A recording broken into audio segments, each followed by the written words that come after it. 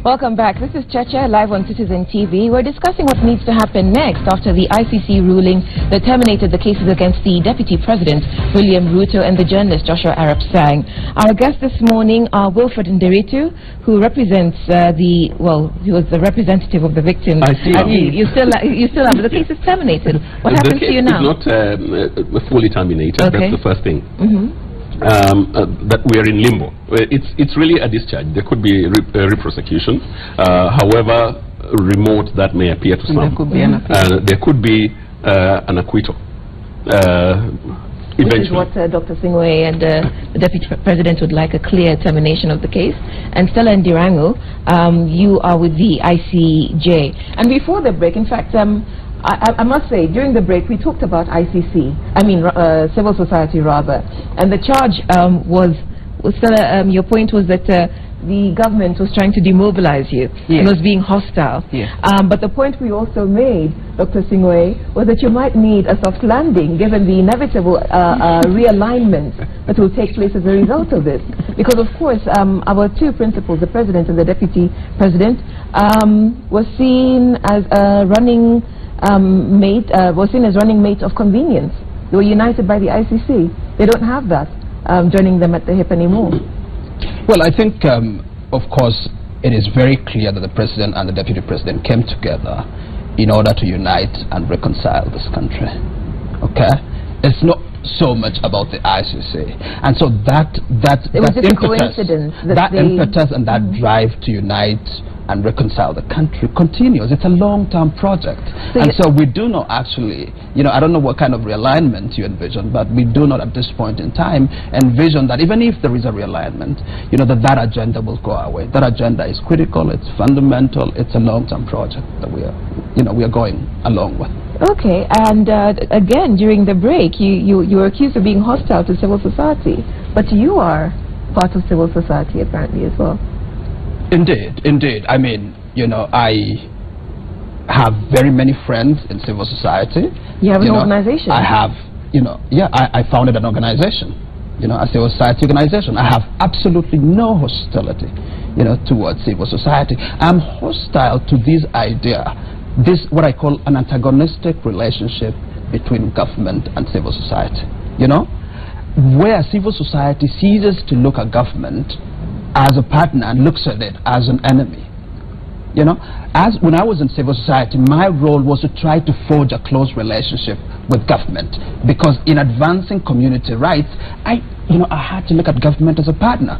But what we are seeing from organizations such as ICJ, Kenya Human Rights Commission and others, we are seeing organizations that would rather, as it were, talk to or mediate its relationship with government through an international organization. So talk to Bensouda, talk to Ocampo, talk to Kofi Annan, etc., etc., without actually taking time to address its issues with government. Government is open and willing and ready to engage with civil society. That's all I'm saying. I don't think that we need to just change the rules of engagement here. Okay? Here's what some of our viewers are saying. I'm surprised that Singwe, who worked with us in civil society at the Katiba Institute, can now demonize it. And other views, if no one has ever been found to have caused or participated in the post-election violence, how then can there be justification for victim compensation unless we categorize it as a natural disaster? Also, should other suspects not be sought out and sued? That's from Muhuri in Nakuru. Having the wrong persons accused of the post-election violence was no justice for the victims. To the victims, the ICC was a charade they couldn't wait to pass. It's expected that proper investigations are conducted and the actual culprits are brought to book. Finally, I think we're being spammed by the same person. Mutegi, be reasonable. Civil society, including the ICJ, and AFRICOG were largely using the ICC to campaign for a specific candidate, not justice for the victims. So, I'll allow you to respond because you wanted to respond. Yes. For me, I think the concern that I have with the idea that civil society should always be speaking the same language with the government is a very misplaced idea, because we have seen that there are different approaches by civil society to work with government. I don't believe that's what Dr. Singwe is saying. He's saying that you've got your work agenda, they've got their work agenda. Can you not speak closely instead of using outsiders to mediate the relationship? Or outsiders to push certain agendas. And that has been addressed because and one of our viewers here accuses civil society of not being objective and impartial, that a lot of the mobilization around 2013 was in favor of one candidate. Very clearly, I want to go back again to the narrative, how it has changed over time, and that was addressed here by Wilfred, that civil society has been involved in this process for a long time. And our main agenda has remained accountability for the post-election violence, in whatever form or shape it takes, accountability for the post-election violence. We've pushed for the special tribunal to be established. We've worked with the judiciary to try and help them to conceptualize the establishment of a special division of the High Court that the Attorney General was talking about yesterday. So the idea and the narrative that civil society has not been working with government is a very wrong narrative, because there have been multifaceted efforts. We have been labeled, and there's been a very diligent campaign by the government of the day, even before they were elected in 2013, to say that they would demobilize civil society. That is clear, and it's even Dr. Korir has repeated it here, that civil society needs to be demobilized. It was even in their campaign manifesto. You did say that. It was even in the Jubilee campaign manifesto that civil society needed to be demobilized. And so this narrative has taken root in this country, as many other narratives have taken root. And a lot of money has been invested to vilify the civil society. But you need to look at civil society holistically in the work we do. Even as ICJ, we don't only work on accountability issues. We are working closely with the judiciary, doing amazing work, pushing for reform in the judiciary. If it was not the work that ICJ initiated years ago to push for reform in the judiciary and to bring back confidence in the judiciary, we would not be where we are. We were vilified even by the former Chief Justice when the report was released about reform in the judiciary, where he was saying experts for what, experts on what. Chief Justice Chunga. When we brought in experts. And it was our work that we did as civil society, as ICJ Kenya. So there's a lot of work going on behind the scenes that is not related to accountability for the post-election violence. And there's a lot of work that we are doing with other government institutions, even with Parliament. There's a lot of work I do working with Parliament as civil society closely. So just the idea that these ICC cases have brought this vilification and civil society to be lumped up, to be seen to be working only on the ICC cases, is a very wrong narrative. And that needs to be changed. Civil society, like the Law Society of Kenya or ICJ in the 80s, fighting for multipartism, agreeing with Moi that multipartism can work. You think Moi would say yes? Imagine, we used to have conferences all over Kenya to talk about the need for multipartism.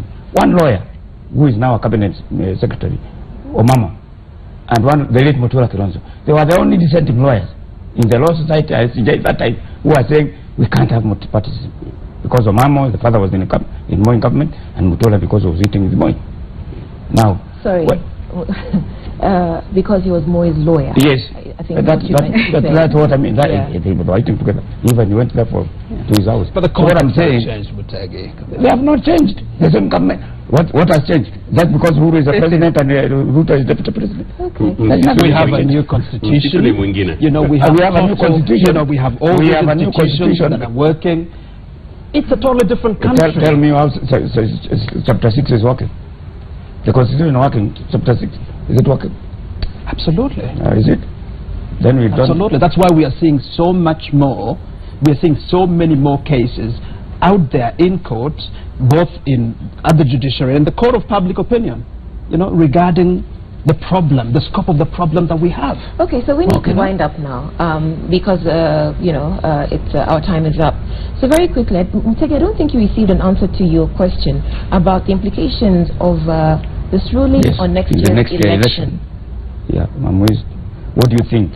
Do you think we have peace? Do you think people will learn saying that? And let that be the final question to the panel as we go around, because this ICC case, came from the 2007 post-election violence, almost 10 years ago.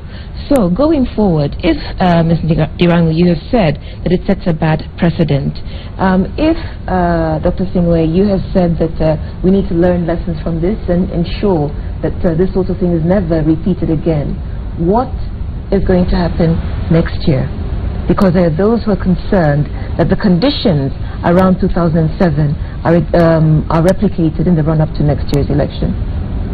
You know, I think in my view, the political behavior, you know, the behavior of our political actors has, you know, it has changed a great deal. I mean, from 2007, 2008. You know, I think we... What makes you think that? You know, basically, I think there's greater responsiveness, you know, across the board, okay? You know, there's a greater sensitivity on the part of political actors regarding the consequences of their utterances. You know, we've got an NCIC that's tracking hate speech. You know, and is prosecuted. Again, partly because nobody's bringing serious cases, you know, to court in relation to hate speech issues. Perhaps because civil society has been very busy elsewhere. Okay, but let me come back. Is it the work of civil society to bring let me come back to the fundamental issue here. Okay, let me come back to the fundamental issue. I have to challenge that because we have had numerous instances of politicians cited for hate speech. Indeed. Right. Indeed. That the process goes nowhere. But that's the point. It's a process, isn't it?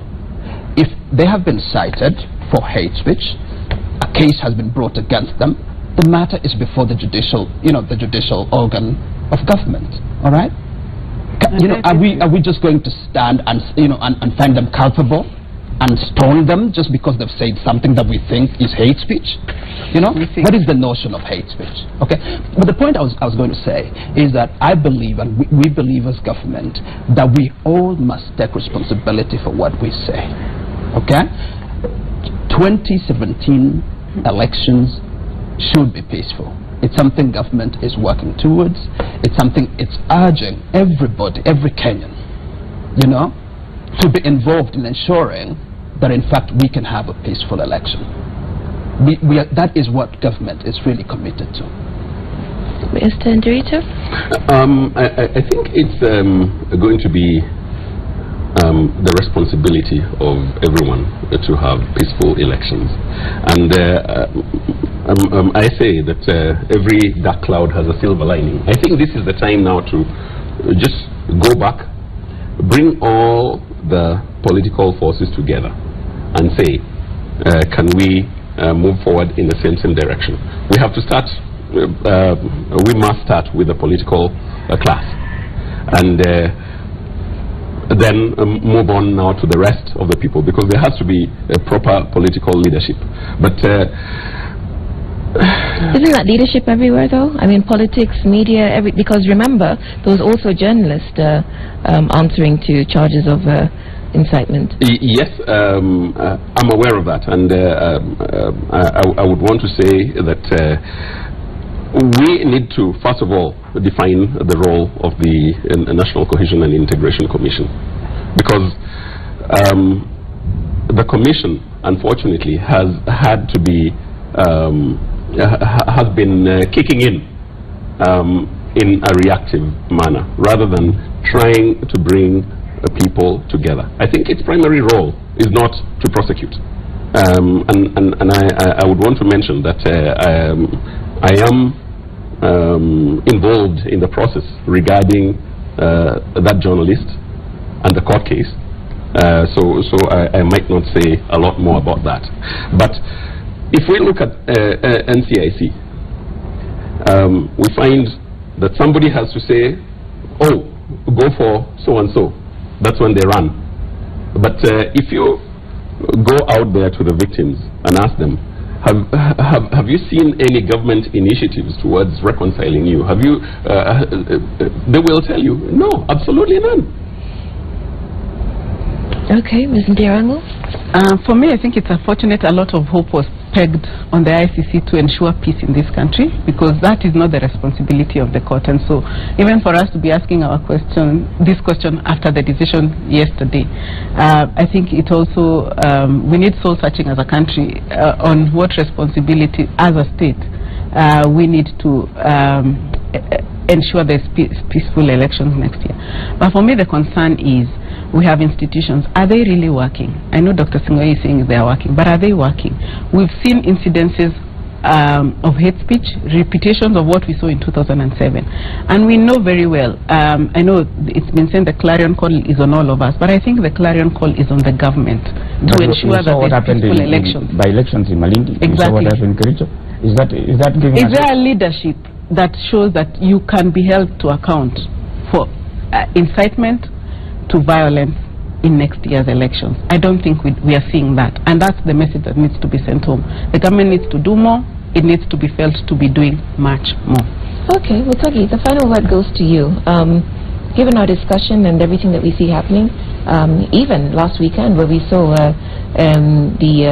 one of the court principals announcement, disrupted by violence, do you think that this ruling in any way affects the process of next year's general election? You know, the one that has been very common in this country is called impunity. I don't think that this ruling will check that word, impunity. I don't think so. I have not hope for at all. Okay, so to summarize, what is the motivating factor? If fellows can interfere and they do whatever the court gives up, why not? Why can't we repeat it? I was given Burundi, but I can come here to Kenya and say, why bother? What is the motivating factor? Well, okay, there we go. Our time is up. Our thanks to our guests this morning, Ms. Ndirangu of the ICJ, Wilfred Nderetu, who represents the victims at the International Criminal Court, and Dr. Korir Singwe, legal advisor in the Office of the Deputy President. My name is Udwa Kamimo. We thank you for watching Cheche. When I say we, I think that's also on behalf of our single panelist this morning, Mutegi Njau. Thank you. See you next week.